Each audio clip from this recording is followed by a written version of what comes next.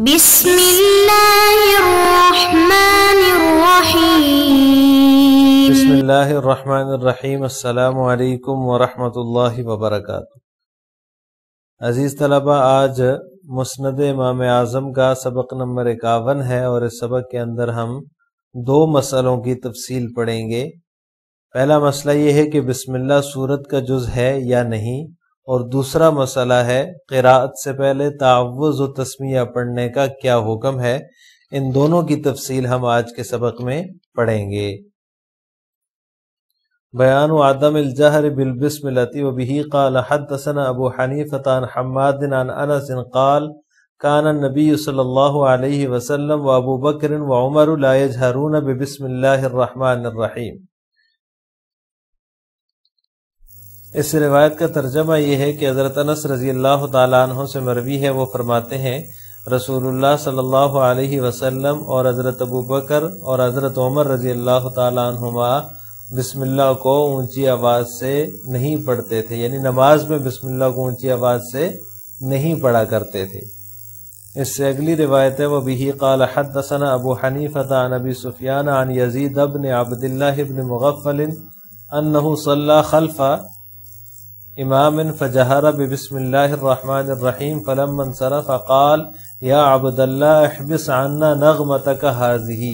فإنی صلیت خلف رسول اللہ صلی اللہ علیہ وسلم وخلف ابی بکر وعمر وعثمان فلم اسمعهم يجهرون بها وهذا صحابی۔ قال الجامع وروت جماعة هذا الحديث عن ابی حنیفة عن ابی سفیان عن یزید عن ابیہ عن النبی صلی اللہ علیہ وسلم قیل وهو الصواب لأن هذا الخبر مشہور عن عبد اللہ بن مغفل۔ اس روایت کا ترجمہ یہ ہے کہ حضرت یزید بن عبداللہ بن مغفل سے مروی ہے، وہ فرماتے ہیں کہ انہوں نے ایک مرتبہ امام کے پیچھے نماز پڑھی تو اس امام نے بسم اللہ الرحمن الرحیم کو اونچی آواز سے پڑھا۔ نماز سے فارغ ہو کر عبداللہ کہنے لگے یا عبداللہ، اے اللہ کے بندے، اپنی آواز ہم سے دور ہی رکھو۔ فإنی صلیت خلف رسول اللہ صلی اللہ علیہ وسلم، کیونکہ میں نے رسول اللہ صلی اللہ علیہ وسلم اور حضرت ابوبکر، حضرت عمر اور حضرت عثمان رضی اللہ تعالی عنہم کے پیچھے نماز پڑھی ہے، تو میں نے کسی کو بھی بلند آواز سے پڑھتے ہوئے نہیں سنا۔ وہذا صحابی، اور یہ عبداللہ جو ہیں صحابی ہیں۔ قال الجامع، جامع کہتے ہیں امام صاحب سے ایک بڑی جماعت نے یہ حدیث اس سند سے نقل کی ہے عن ابی سفیان عن یزید عن ابیہ عن النبی صلی اللہ علیہ وسلم قیل وهو الصواب، تو یہ کہا جاتا ہے کہ یہ سند جو ہے یہ زیادہ صحیح ہے۔ لأن هذا الخبر مشہور عن عبد اللہ بن مغفل، کیونکہ یہ روایت حضرت عبداللہ بن مغفل سے مروی ہونا مشہور ہے۔ عزیز طلبہ، اس روایت میں آخر میں آپ نے دیکھا وروت جماعت هذا الحدیث، راوی جو ہیں وہ اس میں وضاحت کر رہے ہیں۔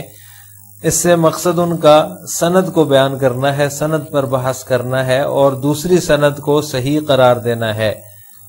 اوپر جو سند بیان ہوئی پہلے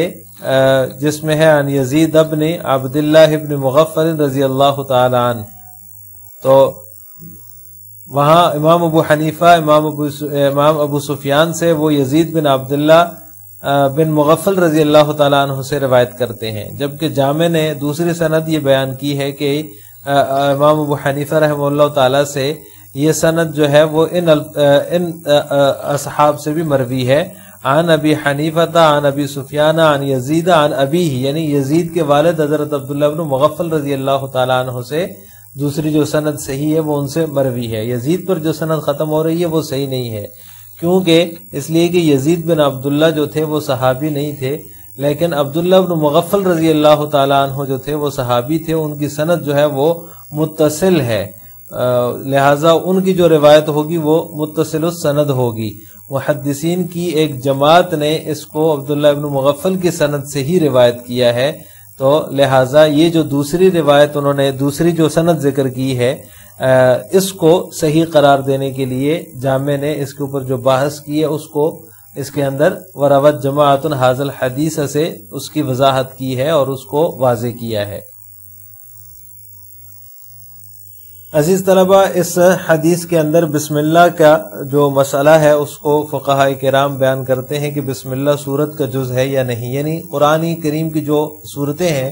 ان کے شروع میں جو بسم اللہ لکھی ہوئی ہوتی ہے، کیا وہ ہر سورت کا جز ہے، قرآن کا جز ہے، یا ایک ہی دفعہ جو ہے وہ پورے قرآن کا جز ہے، یا ہر سورت کا جز ہے؟ اس طرح جو ہے وہ فقہاء کا اس میں اختلاف ہے۔ البتہ جو سورہ نمل کی آیت ہے انہ من سلیمان و انہ بسم اللہ الرحمن الرحیم، یہ بالاتفاق قرآن کا حصہ ہے، یہ جو اس میں کسی کا کوئی اختلاف نہیں ہے۔ اس کے علاوہ جو صورتوں کے شروع میں تسمیہ موجود ہوتی ہے، جو بسم اللہ موجود ہوتی ہے، اس کے بارے میں اختلاف ہے فقہاء کا۔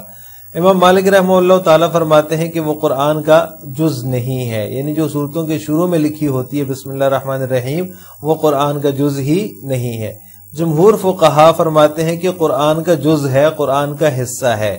لیکن پھر وہ اس میں اختلاف کرتے ہیں امام شافعی اور امام ابو حنیفہ رحمہ اللہ تعالیٰ کہ آئے کہ ہر سورت کا جز ہے یا مطلق قرآن کا جز ہے۔ تو امام شافعی رحمہ اللہ تعالیٰ کے ہاں سورت کا جز ہر سورت کا جز ہے بسم اللہ الرحمن الرحیم، جس سورت کے شروع میں بسم اللہ لکھی ہوئی ہے وہ اسی سورت کا جز ہے۔ اس طرح قرآن کریم کے اندر جتنی صورتیں ہیں ان کے اندر ایک دفعہ شروع میں بسم اللہ الرحمن الرحیم یہ قرآن کا حصہ ہے۔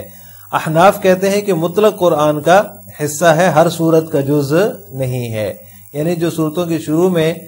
بسم اللہ الرحمن الرحیم لکھی ہوئی ہے تو وہ ہر سورت کا جز نہیں ہے بلکہ مطلق قرآن کا جز ہے۔ مطلب اس کا یہ ہوگا کہ اگر کوئی شخص قرآن، جیسے نماز تراویح میں قرآن سنایا جاتا ہے، تو کسی شخص نے بسم اللہ الرحمن الرحیم ایک دفعہ پڑھ لی تو اس کا قرآن احناف کے ہاں مکمل ہے، جبکہ امام شافعی رحمہ اللہ تعالیٰ کے ہاں اس کا قرآن جب مکمل ہوگا جب وہ ہر سورت کے شروع میں بسم اللہ الرحمن الرحیم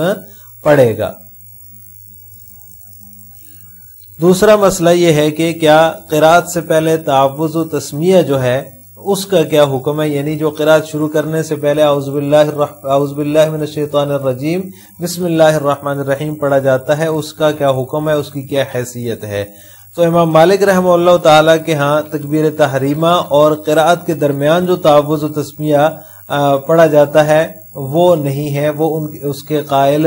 نہیں ہے۔ وہ کہتے ہیں کہ یہاں تعوذ و تسمیہ نہیں پڑھا جائے گا نماز میں، یعنی تکبیر تحریمہ کہی، اس کے بعد ثنا پڑھی، اس کے بعد اعوذ باللہ من الشیطان الرجیم اور اس کے بعد بسم اللہ الرحمن الرحیم، اس کے وہ قائل نہیں ہے سورہ فاتحہ شروع کرنے سے پہلے۔ جبکہ ائمہ ثلاثہ امام ابو حنیفہ، امام شافعی اور امام احمد بن حنبل رحمہم اللہ تعالی تعوذ و تسمیہ قرات سے پہلے پڑھنے کے قائل ہیں اور اس کو مسنون قرار دیتے ہیں کہ تعوذ و تسمیہ قرات سے پہلے مسنون ہے۔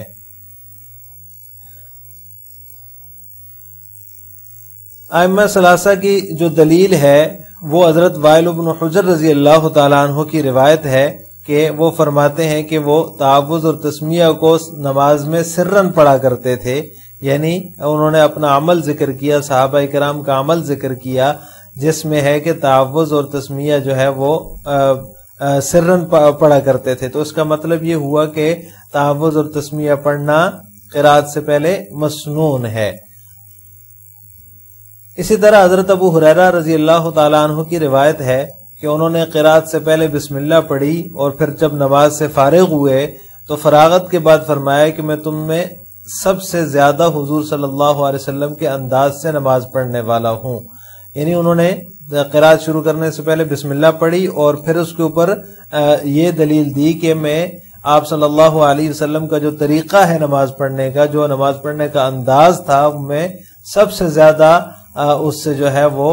واقف ہوں، اس انداز سے میں نماز پڑھنے والا ہوں۔ تو اس کا مطلب یہ ہوا کہ قرات سے پہلے چونکہ حضرت ابو ہریرہ نے بھی جو ہے وہ بسم اللہ اور اعوذ باللہ پڑھی ہے اور اس کو آپ صلی اللہ علیہ وسلم کے طریقے کے مطابق فرمایا ہے، تو اس کا مطلب یہ ہے کہ یہ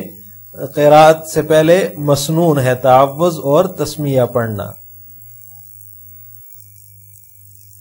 لہٰذا آج کے سبق کا خلاصہ یہ ہوا کہ ہم نے بسم اللہ سورت کا جز ہے یا نہیں، یعنی قرآن کریم کا جز ہے یا نہیں، اور قرات سے پہلے تعوذ و تسمیہ کا کیا حکم ہے اس کی تفصیل پڑھی ہے۔